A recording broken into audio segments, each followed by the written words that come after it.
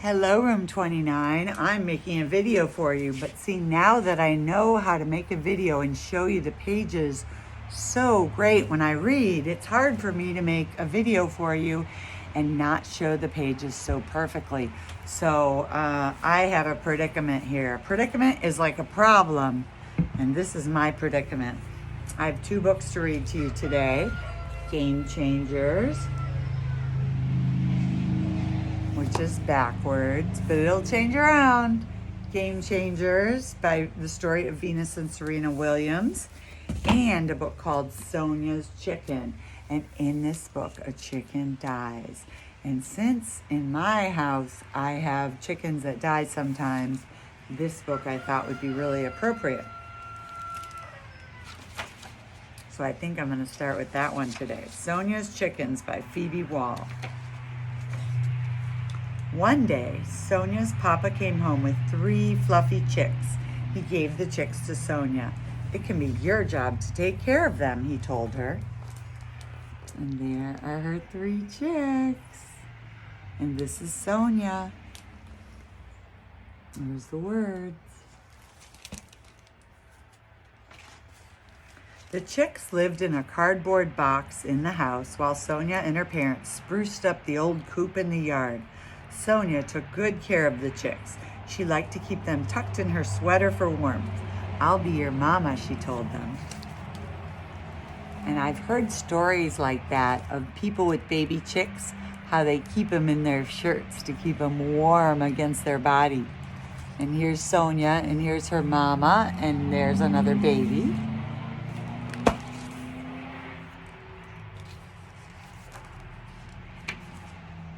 Sonya took her job of tending to the chickens very seriously, and they grew quickly into gawky pullets. A pullet is like a chicken teenager. Pullet, say pullet. As her mama and papa went about the duties of the farm, Sonya was proud to do her part. Everywhere Sonya went, her little birds were at her heels, peeping loudly. Here's a picture of Sonya with her chickens following behind her. Sonya is wearing boots. When we go to see my chickens, we always wear boots too. Why do you think you might want to wear boots when you're visiting chickens? I can think of at least 2 good reasons. Every morning, Sonya would rise to the crow of the old rooster and let the chickens out of their coop to forage and play. Sonya made sure her chickens had enough water. She cleaned their coop and gave them fresh straw. She fed them by scattering cracked corn on the ground and even let them peck it from her hands. Sometimes the chickens found worms for their dessert. In Sonya's care, they were soon healthy, full-grown hens. So there's some pictures of the chickens eating their food and eating their treats. This is the straw that she's grabbing.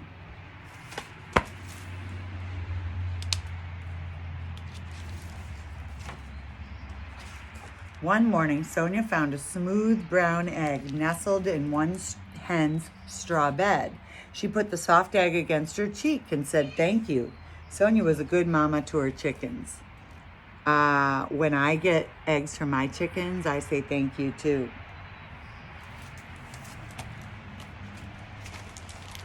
Every night, Sonya made sure her chickens were tucked safely in their coop. As they cooed and clucked themselves to sleep, Sonya would latch the coop door and carefully shut the gate behind her before heading to her own warm home. And here's a picture. See, they're on a bar. Chickens love to sleep on a bar. They call it a roost, and they sit on the bar inside their little house. My chickens do that. Here is Sonya and her family inside their house at night where they're nice and warm. Chickens don't need it as warm as we do because they have really warm feathers. One chilly night, Sonya woke to a ruckus. That's our word, look. Sonya woke to a ruckus of squawking and shuffly bump noises from outside. Her heart beating quickly, she rubbed sleep from her eyes, pulled on her boots, and crept out to check on her birds. The night sky was big and cold, and Sonya wished she had woken her papa to keep her safe from the rustling bushes and shadows.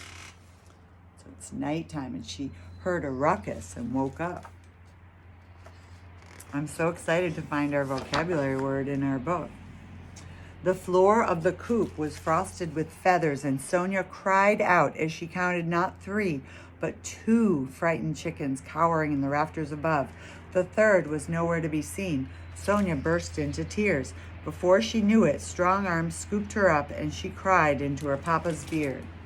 There's a picture of her in the dark looking for her chickens. But she only found 2 of them, not 3 of them. That is a terrible predicament, which has happened to me before. Sonya's papa carried her into the house and held her close. When Sonya had exhausted herself with crying, she asked, "What took her? A fox? Did it kill her? It's not fair." "Shh," said Sonya's papa.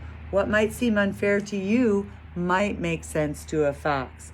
And he told her a story. There she is, sitting with her papa.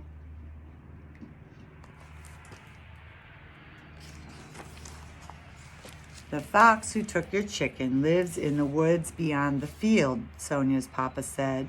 "He works hard every day to find food to bring home to his babies. Most of the time, he can find mice and moles, but sometimes the fox needs a big meal for his family, so he does everything he can to find one. He didn't know or care that it was our chicken he took. He just saw a chance to feed his family. I know you feel sad, but you wouldn't want those baby foxes to go hungry, would you?" Sonya thought about it. "No," she said, "I guess not." And here's a picture of the fox taking the chicken home to feed his family.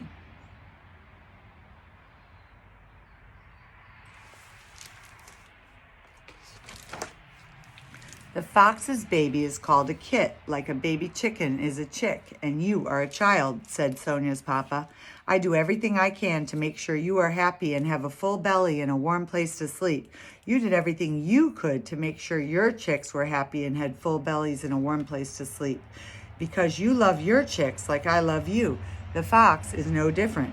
He loves his kits too. So even though it's sad for us, we can understand why he did it." And there's a picture of the fox with the kits, which are what baby foxes are called. And you can see they're happy because they got to eat their dinner.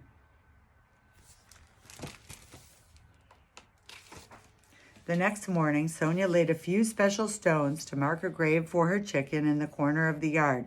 Together, she and her family remembered their hen who had been soft, who had loved worms, and who had laid that first smooth brown egg. "A bird who was loved," Sonya's mama said, giving her a kiss. Sonya's heart was heavy, but as she mourned her chicken, she thought too of the happy baby foxes living deep in the woods. So this is the funeral she's having for her chicken. You can see the other 2 chickens are there and her sister's there. I'm not sure, it might be her brother, but her mom and her dad are there. Sonya and her family repaired and reinforced the broken siding of the coop where the fox had gotten in. And while she was still a little sad, Sonya remained vigilant in caring for her 2 other hens. She made sure they had enough water. She cleaned their coop and gave them fresh straw and scattered cracked corn for them to eat. There's a picture of them doing the repair on the side of the farm or the barn, the hen house. And here she is taking care of them. So even when you're sad, you still have work to do to take care of people and animals that need your help. Best of all was the day that one of the smooth brown eggs began to crack. Look, they're gonna have a chicken. Another baby chick maybe. To her delight, Sonya had a brand new chick. "I will be your mama," she said. "I will do everything I can to make sure you are happy and have a full belly and a warm place to sleep." And she did.